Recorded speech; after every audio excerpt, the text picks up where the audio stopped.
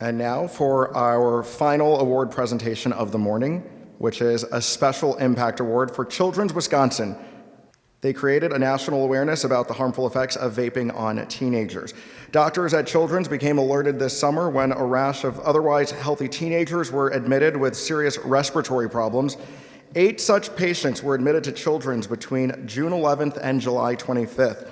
Their symptoms included fatigue, shortness of breath, cough, and chest pain. Some had nausea and some had anxiety. Children's staff tried to determine what was causing those symptoms and why so many patients were suddenly coming down with them. The patients all had evidence of inflammation in their lungs and in the living airways that lead into their lungs, but no one knew what the cause was. A lot of the doctors at Children's were stumped at first, but they eventually found a common thread. All of the patients had been vaping and had started the habit fairly recently.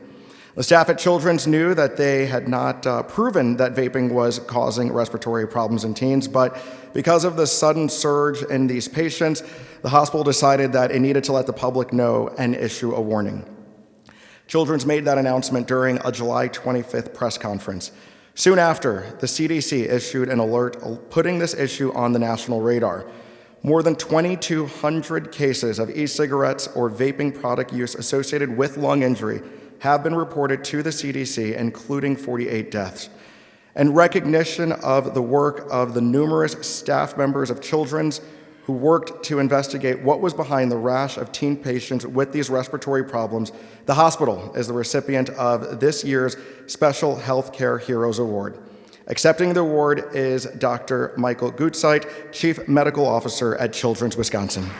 Thank you very much. Before I start, though, I would guess, like you, I have been inspired and awed by the recipients today. And I would ask you to stand and recognize all of the recipients for the work that they do and the impact they have made on the community and individuals.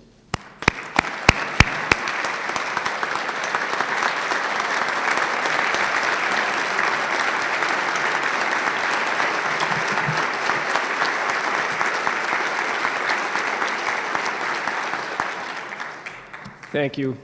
And I'd like to thank the BizTimes for recognizing our team's unique ability to associate the vaping-related injuries to the lung-associated disease that we have now recognized.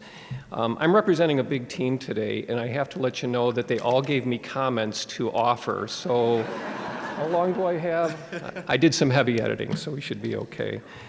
I'm honored to accept this award on behalf of that team. I'm humbled by it, and I also want to recognize that many of the members of that team from Children's Wisconsin, as well as the Medical College of Wisconsin and other staff are here today, and I'd ask them all to stand at the 2 tables that are sponsored to ask your recognition of them.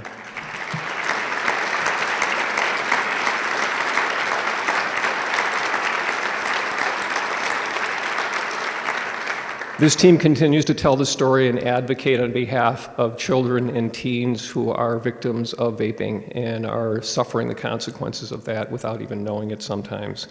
I'd also like to thank our patients who are so instrumental in sharing their stories and continue to offer their input that allows us to do important research and gain additional information about this public health epidemic. It's also very important to recognize our partnership with the Wisconsin Department of Health Services, without whom, in association with, we would not have been able to spread this information and make it a national topic of discussion.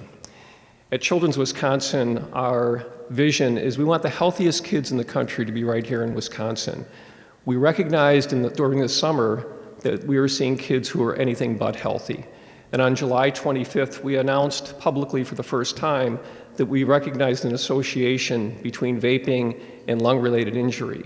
This was a very courageous thing for this team to do. It had never been described before, and all we had were a few stories, but we were very concerned this was a public health issue.